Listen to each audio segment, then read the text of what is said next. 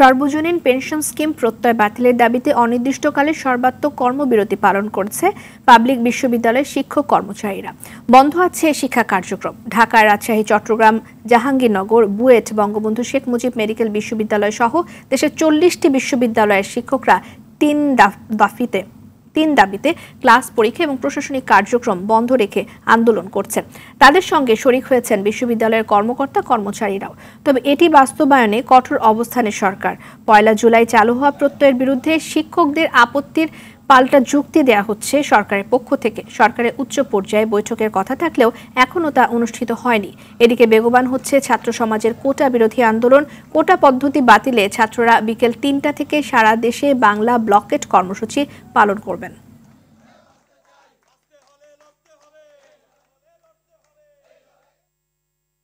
ঢাকা বিশ্ববিদ্যালয়ের শিক্ষকদের আন্দোলন কর্মসূচিতে আছেন সহকর্মী শাকিবুর রহমান। সরাসরি যোগ দিচ্ছেন তিনি আমাদের সঙ্গে।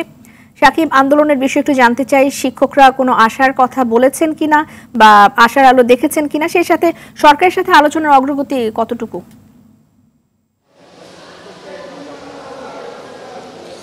রিদওয়ানা, আজকের দিনের মতো তাদের যে কর্মসূচি সেটি কিন্তু জাস্ট কিছুক্ষণ আগে শেষ হয়েছে। তারা শেষ মুহূর্তে যে বক্তব্যগুলো দিয়েছেন সেখানে তারা বলেছেন যে আন্দোলন তাদের চলবে যতক্ষণ পর্যন্ত না এই যে দাবিটি নিয়ে তারা আন্দোলন করছেন সেই দাবিটি মানা না হবে এবং সরকারের উচ্চ পর্যায়ের সঙ্গে তাদের একটি বৈঠক হবে, এমনটি তারা আশা করছেন।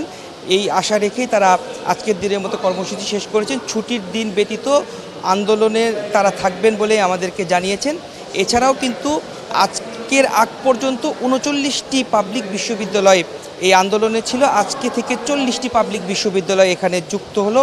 বঙ্গবন্ধু শেখ মুজিব মেডিকেল বিশ্ববিদ্যালয় কলেজ, যেটি এই আন্দোলনে ছিল না, তারাও তাদের সঙ্গে একাত্মতা প্রকাশ করেছেন, আন্দোলনে এসেছেন। কিছুক্ষণ আগে তারা এই আন্দোলনে এসে তাদের শিক্ষকরা এসে এখানে বক্তব্য রেখেছেন। আমরা একটু ফেডারেশনের মহাসচিবের সঙ্গে একটু জানবো। স্যার, আপনাদের সঙ্গে সরকারের কোনো আলোচনার বিষয়ে অগ্রগতি হয়েছে কিনা? আমাদের সরাসরি সরকার কোনো প্রস্তাব দেয় নাই, তবে আমাদের মাননীয় সেতুমন্ত্রী, সেতু সড়ক ও যোগাযোগ মন্ত্রী, আমাদের জাতীয় নেতা, আওয়ামী লীগের সাধারণ সম্পাদক জনাব ওবায়দুল কাদের এমপি সাহেবের সাথে আমাদের যোগাযোগ আছে, আমাদের মাননীয় শিক্ষামন্ত্রীর সাথে যোগাযোগ আছে। আমাদের যৌক্তিক দাবিগুলো আমরা বলছি, আর পাশাপাশি আমাদের আন্দোলনও চলছে।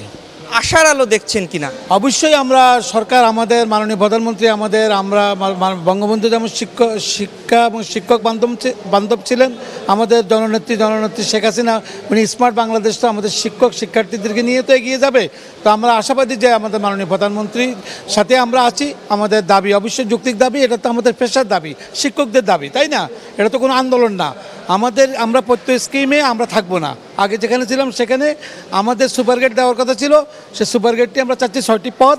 যদিও মিথ্যাভাবে বিকৃতভাবে কোনো পত্রিকায় লিখেছে যে 500-600, ওনারা বোধহয় জানেনও না। এটা হলো যে এটা স্ট্যাটাস। আমাদেরকে বলা হয়েছিল 6টি পদ দেওয়া হবে সিনিয়র সচিব স্কেলে, আমরা সেটা চাচ্ছি।